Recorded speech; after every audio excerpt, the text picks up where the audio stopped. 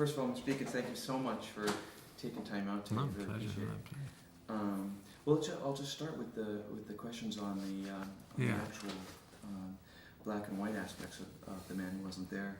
And the first question says, many of the features that you shot for Ethan and Joel Coen have been period set, including The Man Who Wasn't There, obviously, which is the first in black and white. And the question was, could you comment on the challenge of interpreting the past in contrast with doing a contemporary set picture? I think there's a difference if you're doing a film which takes place in different ages, and you've got a section that is past. I just finished shooting a film which starts in the late 40s and ends up in the early 90s, and we wanted to make the first section of the film, give it a distinct look to show it was the past. So we did certain things with the stock and this, that, and the other. But, the films I've done with Joel and Ethan, they've all been set at the same time period, almost like in the same few weeks. And I think that's a different thing. I mean, it's more a production designer's area to make it look like that period. But as a cameraman, I don't really want to say, this is a veiled look at some past world. I like the idea of putting the audience in that situation. So I like using as little between the audience and the image in terms of, whether it's filtration or whatever, to distract from actually the film, Can I just adjust one second? Roger, would you mind if we set the papers down? I just hear you. Oh, I'm sorry, No, that's okay. And then, Savanta... It's called A Beautiful Mind. It's about John Nash, the mathematician, and it sort of charts his sort of life and fall into deep, paranoia, and then comes out and eventually ends up with him getting a Nobel Prize at the end of his life. And he's still alive. End of his career anyway. It's kind of interesting that we started off with this sort of idyllic sort of past set in Princeton, and then gradually sort of took it into a much sort of darker kind of like, more sort of harsh kind of environment. It's interesting. I can see it's character driven, those turns, and then you're sort of still. Yeah, you're taking the audience through a whole sort of emotional sort of course through a period of somebody's whole life. So that's different. And I say with Joel and Ethan, you're usually talking about a confined period of time. And, I don't generally like lots of filtration and tricky camera things, and I don't like flashy lighting. And what is period lighting? The light was still the same then as it is now. It might be different if George W. gets his way in a few years, but at the moment it's still the same. Excellent. Well, the next question on the list was, how and at what point in the creative process on The Man Who Wasn't There was black and white photography proposed and decided upon? I think they wrote it as a black and white piece. In fact, I'm sure they did. It was no question it was going to be black and white, except when it came to the financing. And then there was a question of whether we could do it in black and white, because that's always an argument. In a way, thank God for the few films like Schindler's List and a few French films that have been sort of acclaimed and have just kept black and white there somewhere in the the background. But that was an issue when they were talking about financing of the film, whether we really could do it in black and white or not. I had the same problem when I shot sort of one of the early films I did was 1984. We wanted to shoot that in black and white, and in the end, the backers, which was Virgin Records, then they used to be in movies, believe it or not, they said, no way, we have to have it in colour. So then we shot the whole thing and did the bleach bypass process. I think it was the first time it was done, which totally desaturated the image, and then I sort of shifted what little colour there was towards a monochromatic look, depending on the scene. So in the end, it wasn't that far from black and white. Yeah, I really remember. I think in my memory, it seemed like a black and white movie. Yeah. I wish it had been true black and white. It would have. But then it might have been even less accessible to an audience. It was so harsh as it was anyway. Well, this sort of follows up on that. Was it an ambition of yours to shoot a black and white movie? And had you worked in black and white prior to starting the filming of The Man Who Wasn't There? Well, I was a stills photographer for a while. That's what I really wanted to do as a career. I wanted to be a photojournalist. and I always worked in black and white. And generally now, if I take stills, not that I take that many stills now, but I mean, I tend to work in black and white all the time. And I'd shot over the years at film school. I'd shot black and white, and we'd, over the years done little pieces of black and white. There's some black and white in Hudsucker, and a film I did with Norma Jewison about Hurricane Carter. Some of that was black. The boxing sequence was black and white. So I mean, it's never been far away. But I mean, I tend to like black and white more than color. Yeah, I think it's more to the point somehow. Well, I mean, I don't mean to go off book here, but can you elaborate on that a little bit? Because it is, I think, quality doesn't have it. I think color is like, color can make an image look superficially interesting or exciting, or but it's maybe I find it sort of distracting many times. I mean, I think it's in many ways it's easier to create an image in color that the audience finds interesting, but it might not necessarily be the point of what the story is about or the shot is about, I think black and white is harder. It's actually harder in the short term to create the image, a good graphic image that gets to the point, but inherently black and white somehow is... black and white is about light and it's about composition.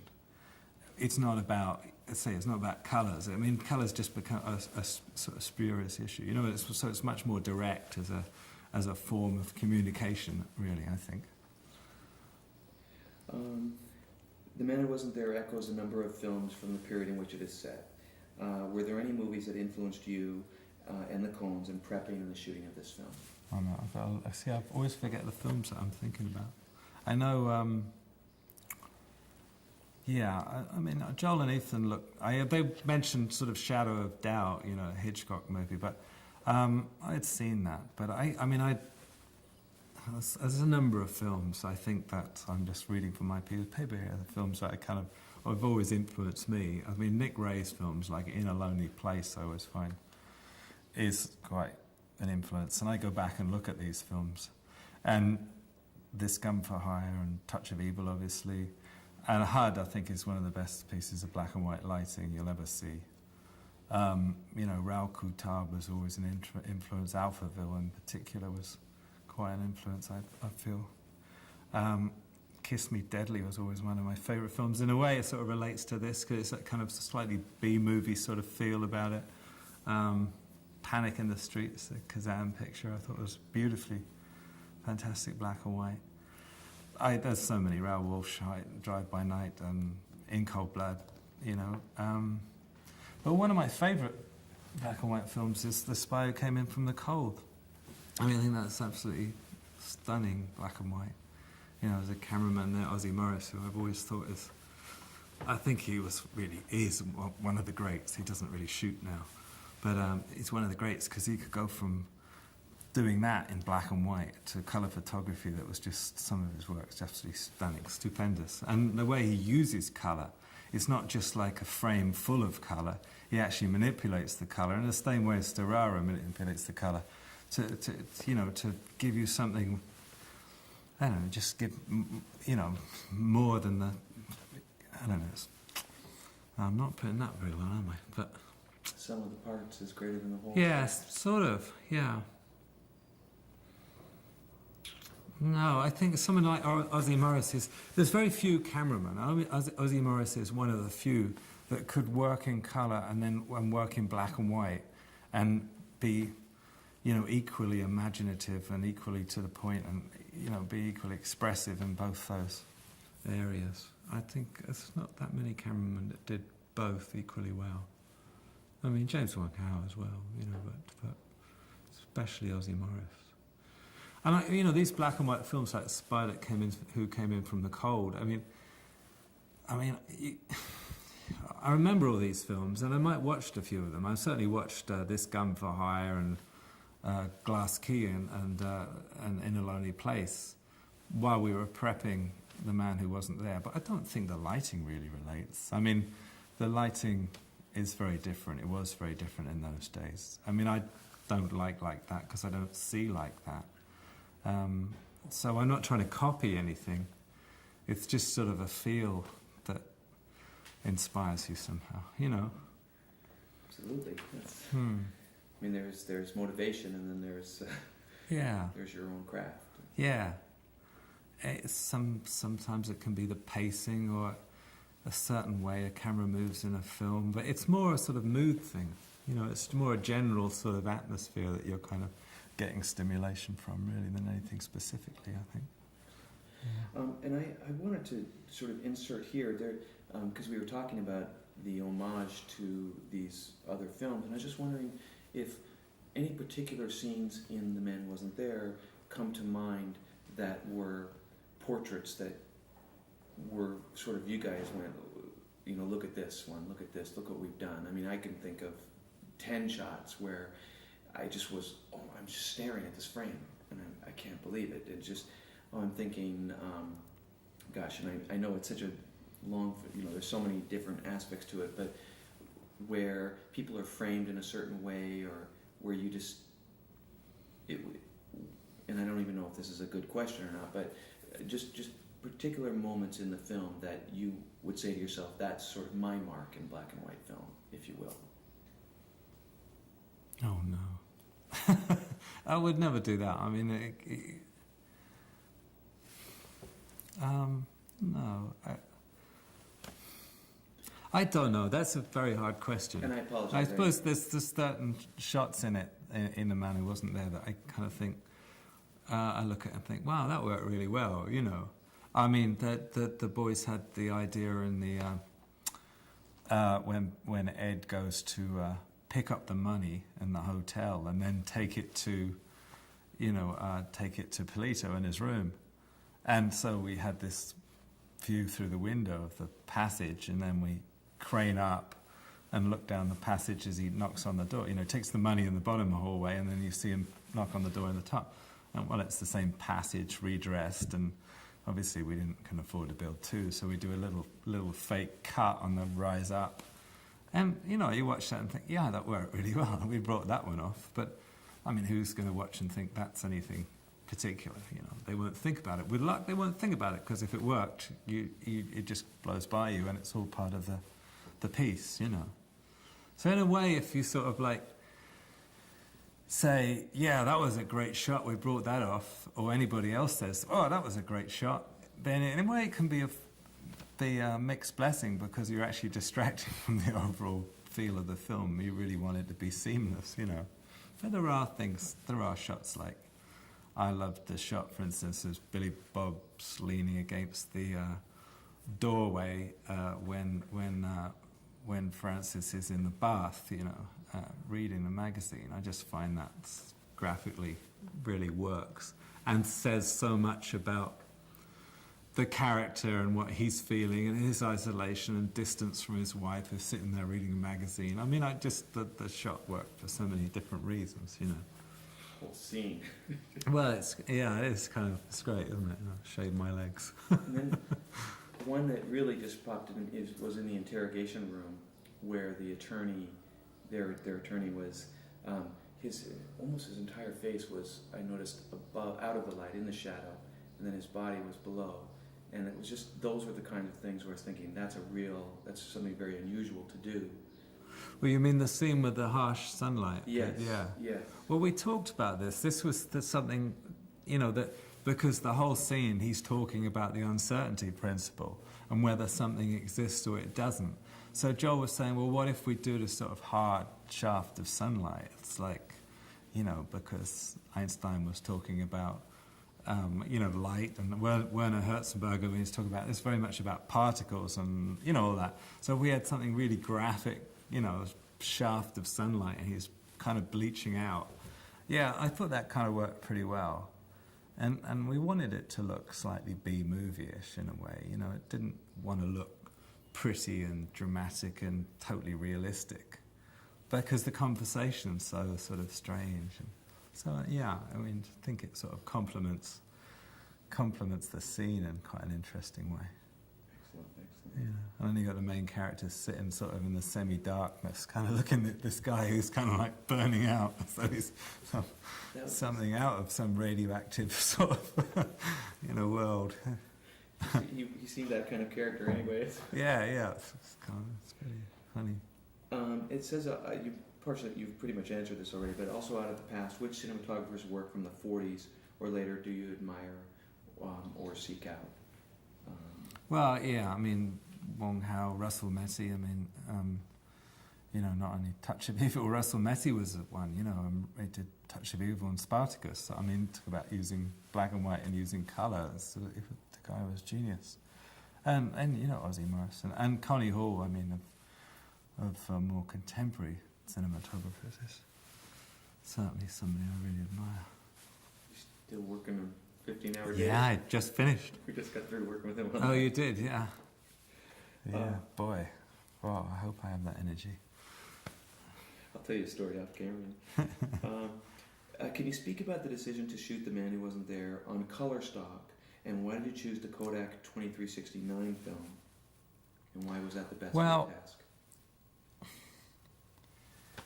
The decision to shoot on color stock, even though we wanted a black and white final image, was that was a bit convoluted. We did a lot of tests, and I was sort of split 50-50 between shooting black and white original and color negative and finding a way to get to black and white. Thing is, color negative stocks haven't really changed much for years and years. So they're slightly grainy, and they don't have anti-halation backing like color stocks do. So if you're shooting very hot practicals, if you use practical sources or light sources in shot that are very bright, and you're using them to light the scene, you tend to get a lot of artifacts. I mean, it wasn't so much an issue in the old days because they used to light the scene up. I mean, they didn't really use I didn't use it, man, it wouldn't be there, but I mean, you didn't use a candle to light a face. They always had a gag behind the candle, that sort of thing. It was more balanced. And so I was sort of split, but the final thing came down because we were told that we had to shoot color because of a contractual thing that demanded a color video release overseas. So the final thing that sort of sent it over the edge. But I'm really glad we shot on color stock because we did these tests, and before we started shooting, we wanted to reassure ourselves that we could get somewhere near what we wanted. So I shot in on color 52-77 stock, which is still at a medium high speed, but it's kind of fairly low contrast stock. And then we printed onto this 69 black and white title stock, it is basically. Now, when it's used to make titles, it's very, very contrasty. But Beverly Wood, bless her, at Deluxe Laboratories, was working, for weeks and weeks and weeks, endlessly, to find some way of getting a good black and white out of the color original negative. And she had changed the gamma on the 69 stock, and I thought it looked stunning. So we basically, when we started shooting, we had all our dailies printed on 69 as we went along. So we were watching this black and white image that we hoped we could recreate when it came to release printing. And we did months, actually literally months of tests. Beverly was doing months of tests trying to get a release print that looked like this, looked like our dailies. And we found you could stay color IP and color IN and print on 69 as a release print stock, and then we had to find out if we could use that as a projection stock, whether it would take a soundtrack and stuff. So eventually she found that was possible. And so some of the release is going to be done on the 69 as a release print stock. But then we had to find a way to release on color stock. So we had to, she has only actually in the last few weeks come up with a solution for that is kind of acceptable. It's not as good as doesn't look as good as the 69 print, but it's a special process she's used in doing a fine grain panchromatic intermediary and then going back to colour for the print, you know. So it's been a long, convoluted process, but I think we've got somewhere that's a happy balance, you know, between the expense of releasing totally on 69 and the quality, you know, of the image. Who would have ever thought shooting black and white would be Yeah, so much to right, think about? right. But you know, the thing is, we'd have shot on black and white. I know, because I mean, the little I've done, I mean, it looks great, but it wasn't quite as good as we were seeing on the 69 from the colour negative. It really wasn't as good quality. And there's something I wanted about this was this sort of just this clarity of the image. I wanted the black and white to be really as good as I could make it in terms of clarity. And I think that's what we got pretty good, really. Very successful.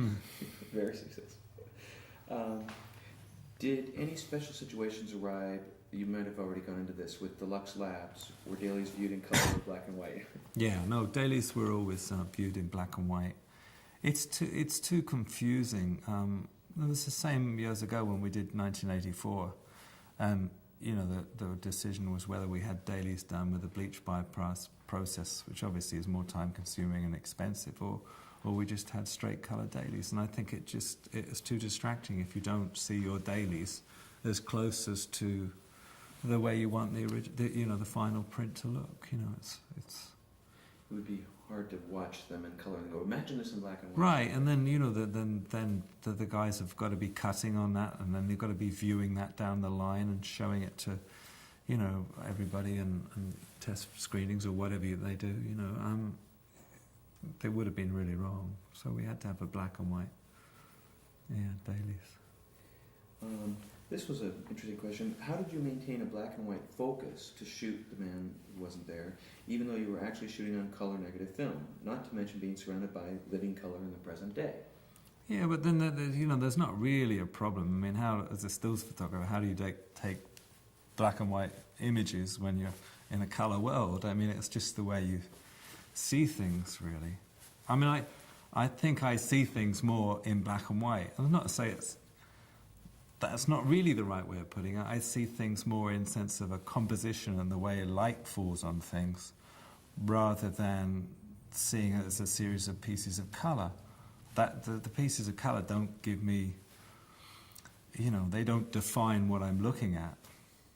That's what I was kind of saying before. They're almost a distraction, but that's not saying, you know, you can't use colour. I mean, the really great cinematographers obviously can do colour images that use colour, so you've got this other palette to work with, and you can do more than you can do in black and white, but it's rarely used. I mean, most people use colour really just to distract the audience from the fact they're shooting a really banal, awful script, usually, and they usually use shortcuts to distract people from a banal, awful script as well, you know. We were talking about that, about not trusting. I don't trust the fast edits anymore. No, it's sleight of hand, really. It's like, let's have some fast cuts and flash colour and, you know, a bit of smoke and backlight, and looks great, but is it really about anything? In keeping the look of the film so consistent, Yeah. could you elaborate on how you collaborated with the art and costume departments? Oh, for the plane, sorry. How you collaborated with the art and costume departments and the cast and crew to that end. That's quite a big question. Well, no, it's all connected. I mean, anytime, especially during prep, you get together with a costume and a wardrobe and makeup. You know, everybody to test colours and shades, and especially on this in terms of testing the makeup and the hair, because, you know, you kind of like reds go darker. You know, if we started off, for instance, we started doing some tests with Fran where she had dark hair, and it just didn't work. It just didn't work. She looked too heavy. It just made a different feel. So she ended up with her own natural colour and more towards blonde, in fact, than darker. And the lipstick we tested to make sure it wasn't too dark, but also that it wasn't too pastel. And, you know, yeah, it's interesting, especially in black and white. You can be fooled because obviously some colours record differently than others, so you can be fooled. And although we were shooting on colour negative, because we were printing on a black and white stock, you got the same issue. It's just it wasn't quite the same as if we'd have been shooting on black and white negative, because it reacts differently. It depends how panchromatic it is or orthochromatic. You know, it's just balance. So we had to kind of work that out. But typical to any film, it's all in the preparation and planning and... Right, it's typical of any film. It's in the testing before you start principal, yeah. Without giving away some of the story's twists in The Men, was there a particular sequence that was toughest to light and shoot for you?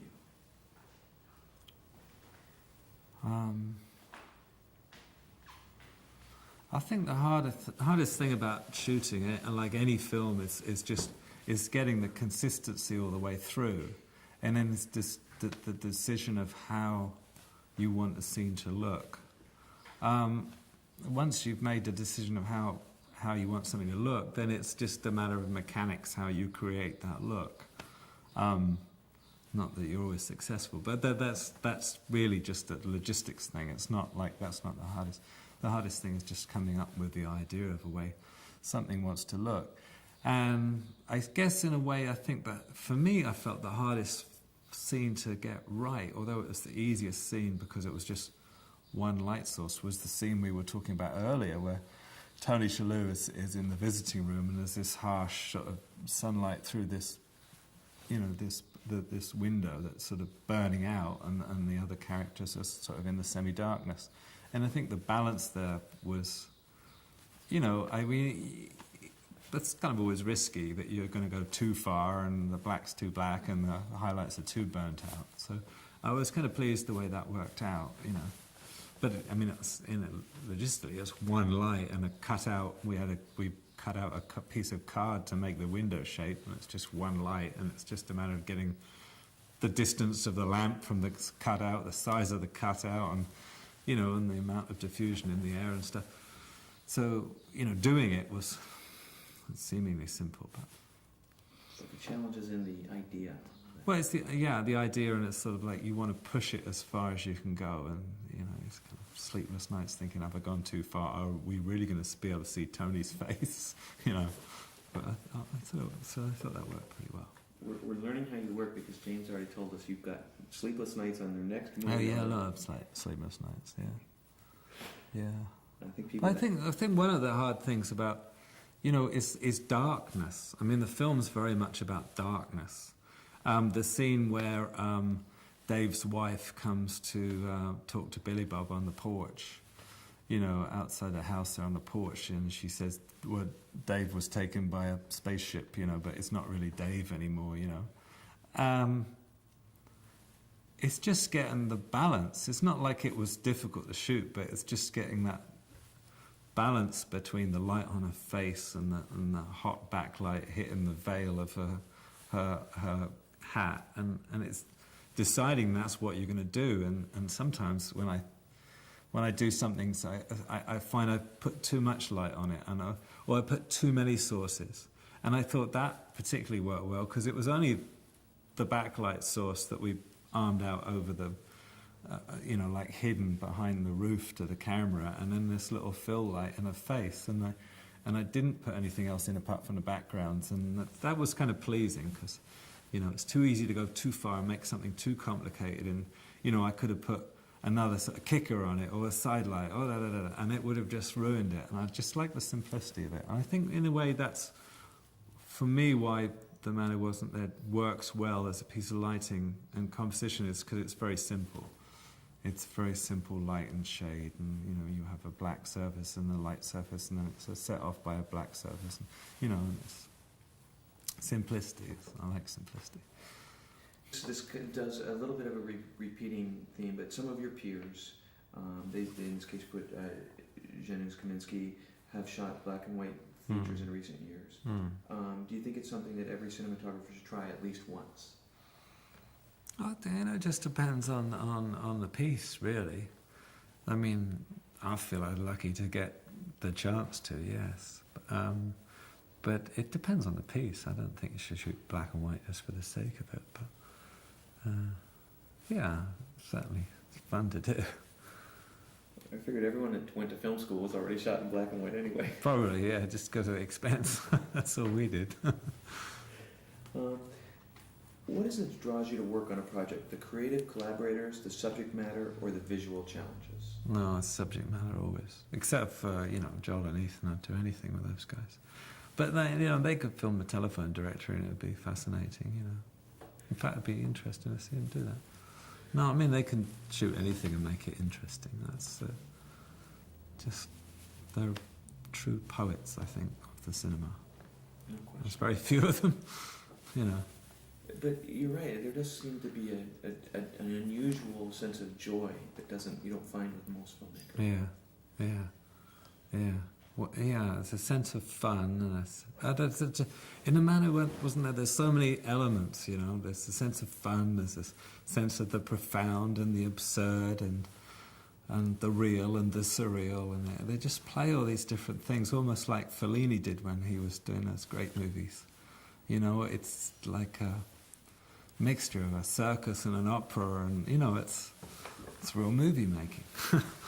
And I also noticed on your guys' sets where you'll shoot something very efficiently, maybe 1 or 2 takes, and then there's literally almost like just this childlike enthusiasm watching it back, or I never see that in movies. Yeah, no. It's, a lot of directors don't like actually directing. They actually don't like the film making experience or the set experience. I mean, they really don't.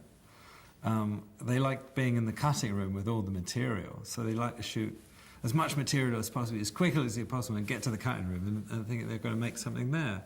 But Joel and Ethan, they're so organised, and they've got such a clear, strong vision of the movie they've written, what they want to see on the screen, how it's going to fit together, that when they get a take and they know that's that piece of the jigsaw puzzle, they go, yeah, that's going to work really well with that other piece that we shot 6 weeks ago or something. And they've got it in their heads like that, and that's where the joy comes from. They think, yes, that is what we were looking at, Or if there's something unexpected occurs that adds to the whole scheme of things, they get a real buzz out of it, I actually love the process, and they actually love working with crews, and they love the experience of the people, Sure, it can be worrisome and this, that, and the other, just in terms of logistics and whether you're going to get it all done or not. But actually, when on the set, they really do enjoy it, Oh gosh, we've just been talking about that, but I'll ask anyway, just in case anything we left out. You've worked with many of today's finest directors, such as Ron Howard and Martin Scorsese, but it's the Coens with whom you've collaborated the most. As they are a filmmaking tandem, is there double the input at all stages of the process? Double the input. I mean, in a way, no. They're so in tune because they've written the script together. They've discussed the project together. They've brought the project to fruition together. That one can finish the other sentence. That's so sympathy, in whatever the word is, in sync. Yes. They do finish each other's sentences. Yeah. I noticed we'll interview them together, and one will scratch his head, and the other one will finish the sentence, scratch his head. Yeah. Well, between takes, Joel might talk to Billy Bob, and Ethan might talk to Fran, and then between the next take they'll swap over, and it's not a conflict at all. It's just different processes. Yeah, it's very interesting. We're commencing a second century for film as an art form. What advice would you give for young cinematographers just now honing their craft, especially in the digital age? There's so much talk about the digital age. I mean, it's still basically telling a story and trying to create some atmosphere, or put the audience in a situation they've not experienced themselves, or maybe they have experienced, or whatever. You're just trying to draw the audience into the story you're trying to tell, and whether you shoot on a digital camera or box brownie or a Leica or whatever, it's all the same. It's a lens and a recording mechanism.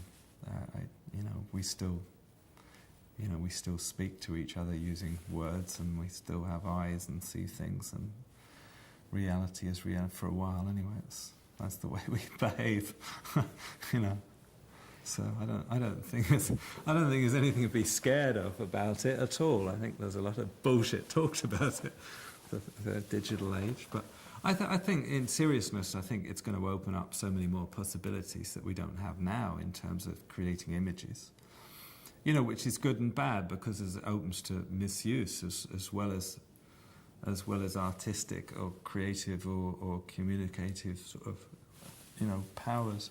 Maybe it extends the palette in many ways, but say it could be good and bad. Just in the same way as, you know, the MTV revolution and is kind of led to fast cutting and lots of action and lots of pyrotechnics and we're seeing now that early in the digital age we're seeing, you know, special effects films that couldn't have been made even just a few years ago. But I mean, from my point of view, for instance, a film we're about to go into, we couldn't have done a few years ago. But there's just some scenes we just couldn't have created. So now we've got digital effects, computer work. We can actually create things that we never had a chance to before. I think there's going to be a lot of abuse of the technology. But, you know, there was a piece in the New York Times the other day saying that, you know, some people think, yes, once the digital artist has managed to create reality, then he's going to say, well, this is boring, we'll move on, much as the painters did, you know. They could recreate perfect reality, and then they ended up doing the most abstract images, you know, that we see now. You know, it's just progression. So I don't know. It's just going to be so much more variety and so many more possibilities, and I guess it just depends on the individual what they want out of films, what they feel they have to say, what interests them, which road they're going to go down. I mean, so I guess it's an exciting time, really. But storytelling at the core. Storytelling's at the core, I think. I mean, I don't think that'll change. I think an audience or, you know, the average individual, you know, wants to understand about other people, about the rest of the world, and they do that through stories, you know, one way or the other. It might be a news story, or it could be a feature film or a novel. It's still stories. Everything in our life is stories. It's gossip about the neighbor is a story, you know, and to tell that, as I say, you need to create this, you know, in films you need to create this world with a camera. A camera can be anything, any way of recording it. Well, that was all of the questions that we wanted to cover for the black and white aspects. There were just some fundamental EPK questions that I don't know if you got these or not. Yeah. There's just a few of them. I was just going to talk about with this cast, if you could discuss any of the challenges that you might have had to create, and you've already touched on some of them, Fran with her hair. Yeah. But just some of the to create their specific looks, because I noticed like we've really never seen Billy Bob like this, or anyone really that's in the film, or Tony you mentioned, or right. Well, Tony, we didn't. No, I mean, we didn't. I don't think we did any film tests with Tony. I mean, we did plenty of film tests with Billy Bob and Fran, but I honestly can't remember if we actually shot anything with Tony before he turned up. I know we saw him, and we saw different hairstyles and different makeup possibilities and stuff. You know, so there's a lot of that going on before we shot. Yeah. You've touched on this from what we talked about before, but can you discuss working with Dennis Gassner and the production team, because he seems to be an equal part of this collaboration? Oh, yeah. Yeah. No, I mean, Dennis is like great, one of the greats, isn't he? I mean, I first worked with him on Barton Fink, which is the first time I worked with Joel and Ethan as well. And what is it now with him? 3 or 4? Yeah, he's just the best. I mean, we've become very much a team, you know, which is when really you can do your best work. I think that's the thing. It cuts down the amount of communication you need because you know each other's way of working and their needs just technically, but also their sort of sensibilities, and you know, so it's interesting. It's all the way a number of individuals see something that all kind of coalesces into one vision. It's a fascinating process, you know, and it's fascinating. Great. And we talked about how you did some of these tests, but when it got down to the makeup specifically, I was just wondering, how did they compensate after seeing some things? How does one in the makeup department alter the makeup for black and white as opposed to when, like you said, the lipsticks were... Yeah, that's the thing in black and white. I mean, just some colours and some things can be exaggerated. We tested, for instance, the scene. Well, the scene with when Billy Bob first visits Fran, Doris in prison. We tested the amount of bruising that we wanted on her face, and it was reading more heavy. So we took that down a little bit before we shot. I said the lipstick and hair colour and just subtle things. But there's one scene we did, one shot we did with Billy Bob that we did first off. I think it was the first day of shooting, which was him sitting in his jail cell. And I remember his lips looked too dark. I look at that shot now, and we corrected that after seeing dailies. So it was something that it just, it passed through the cracks of the makeup tests, and that was a little strong there. But it was a shot where he's sitting on his bed and it's very shady in the background, and you get away with it. But you look at it and think, well, that's not going to work when we've got lighter situations. So frustrating, huh? When Yeah. you can't go back and change No, that. yeah. Well, actually, you could digitize it now and paint it, so you could do anything. Now that you can look back on the project as a whole, how does this experience compare or contrast to some of the other... you've done some of my favorite films, and I was just wondering how The Man Who Wasn't There stands out amongst your other films. One of the nicest experiences. I think it's a film that I think really works as a whole. I think all the elements come together and create something really interesting. It's one of my favourite movies in a way, although it's a small piece and it's not got huge, action scenes and cast of thousands. It's not that. It's a small interior film about what's going on in somebody's head.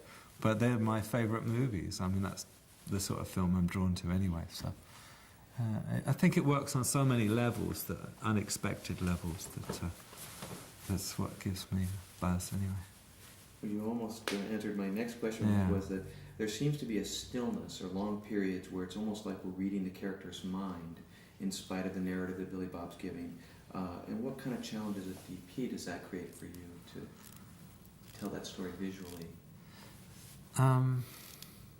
Yeah, there is certain stillness to the piece. It's a very reflective piece, and you're trying to understand, this character who's actually quite complex, but you think is kind of just this sort of cipher, but he's not.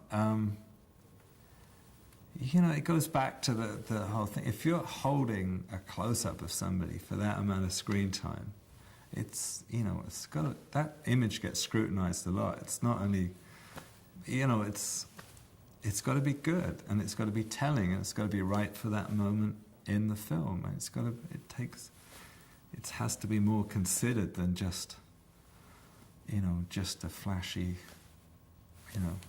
image. It's not coverage, it's more. Right, I think, and as I was saying earlier, I think if there's a danger often on films about trying to create images that are too kind of interesting in a way. They're too flashy because one after another becomes too much. It's like visual overload. Hold on for this plane just for a second. It's pretty loud. Cover this a second.